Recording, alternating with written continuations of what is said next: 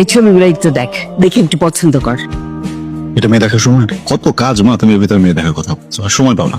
তুই শুধু ছবিটা দেখে পছন্দ কর, বাকি কাজ আমি আর শেফালি খেলা মিলে করব। ছবি দেখে পছন্দ করলে হয়ে যায় না?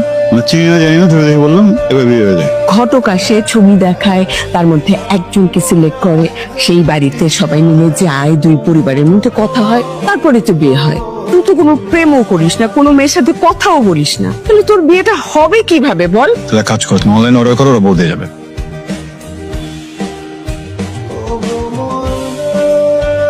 লোকটা জানি কেমন ট্যাপ ট্যাপ করে তাকাই, জীবনে বোধ হয় মেয়ে দেখে নাই।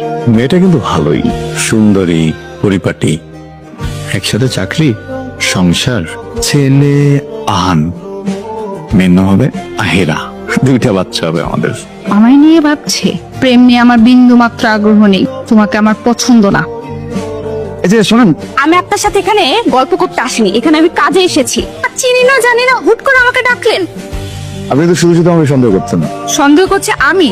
আপনি আপনার বুকে হাত দিয়ে বলেন তো, আপনি আমাকে লুকিয়ে লুকিয়ে দেখেন নাই? গাড়িতে ফেলফেল করে তাকে ছিলেন না? ওয়েটিং রুমেও আমাকে দেখেন নাই?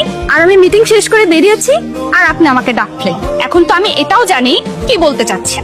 গবেষণা বলে পৃথিবীর সকল পুরুষই নারীদের প্রতি একটু দুর্বল, কিন্তু আপনি যে কারণে ভাবছেন আমি এখানে এসেছেন সেই কারণে আসছিনি, তো আপনার গবেষণা ভুল। তাহলে আপনি এখানে কি কারণে এসেছেন মিস্টার ভাইয়া? আপনার ব্যাগ। আপনি আমাকে ব্যাগ দিতে এসেছেন? Most welcome. ভদ্রমহিলা এখানে ব্যাগটা বুঝাই দিলাম, ভদ্রমহিলা ব্যাগটা নিয়ে দাঁড়িয়ে গেলেন, আমি আস্তে করে উপরে চলে আসলাম। আপনি এই রোদের মধ্যে দাঁড়িয়ে মেয়েটাকে ব্যাগ আগা দিলেন, আর মেয়েটাকে আপনাকে থ্যাঙ্কস না বলে চলে গেল। কিন্তু দেখেন, একটা মেয়ের সামনে ফার্স্ট ইমপ্রেশনেই ছাপটি হয়ে গেলাম। এরপর যে জিজ্ঞেস করতাম আপনার নামটা, আমরা কি না কি বানায় দিত।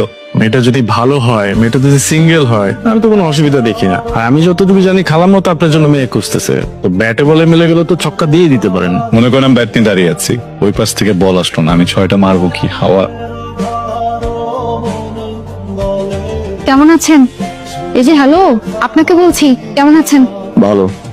কারো জন্য অপেক্ষা করছেন?